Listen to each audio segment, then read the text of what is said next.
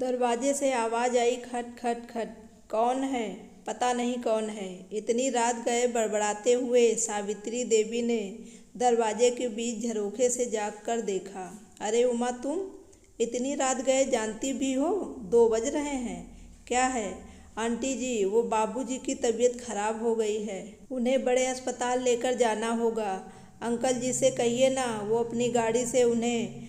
बात बीच पे ही काटते हुए सावित्री देवी बोली, बेटा वो उनकी तबीयत खराब है, बड़ी मुश्किल से दवाई देकर सुलाया है और ऊपर से गाड़ी भी ठीक नहीं है। तुम चौक पर चली जाओ, वहाँ कोई ऑटो टैक्सी मिल जाएगी। क्या चौक पर? उमा की आंखें भीगी हुई थीं।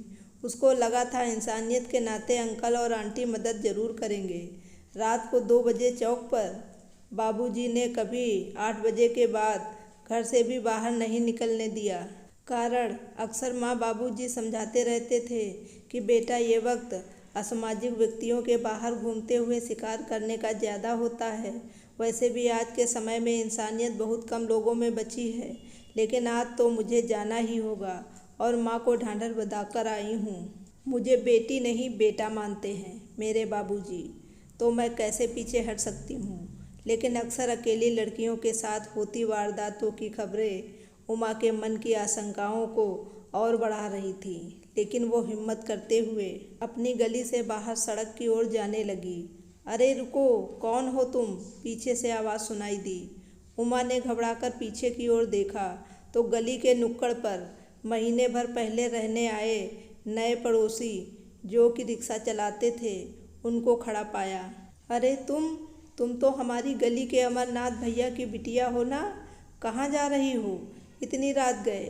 उमा ने कहा, काका वो बाबूजी की तबीयत खराब है, अस्पताल लेकर जाना है, कोई रिक्शा ढूंढने जा रही हूँ। क्या अमरनाथ भैया की तबीयत खराब है? बिटिया तुम घर चलो। ये कहकर वो जंजीर से बंधे अपने रिक्शे को खोलने लगे। उमा तुरंत घर पहुंची और बाबूजी को सहारा देकर उठाने की कोशिश कर रही थी। रिक्शे वाले काका अंदर आ गए। आओ अमरनाथ भैया। अमरनाथ जी को पकड़ते हुए रिक्शे वाले ने कहा, अरे बिटिया, भाभी जी कुछ नहीं, सब ठीक हो जाएगा, अभी डॉक्टर के पास पहुंच जाएंगे। और फिर पिछली सीट पर तीनों को बिठाकर रिक्शा पर तेजी से पैर मारकर खींचने लगा। अस्पताल पहुंचकर उमा के साथ साथ डॉक्टरों के आगे पीछे भागते हुए अमरनाथ जी को भर्ती कराया। देखिए, थोड़ा बीपी बढ़ा हुआ था।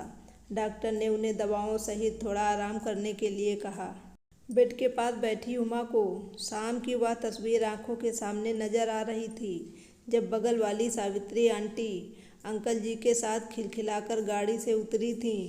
तब ना तो गाड़ी खराब थी और ना अंकल जी की तबीयत, बस उन्हें तो साथ आना ही नहीं था, इसलिए बहाना बना दिया। अगर वो चाहते तो इंसानियत के नाते हमारी मदद कर सकते थे। देखिए, ये इंजेक्शन मंगवा दीजिए। डॉक्टर ने एक पर्ची उमा की ओर बढ़ाते हुए कहा। यहाँ लाइए डॉक्टर साहब। ये कहकर रिक्शे वाले ने पर्ची पकड़ ली।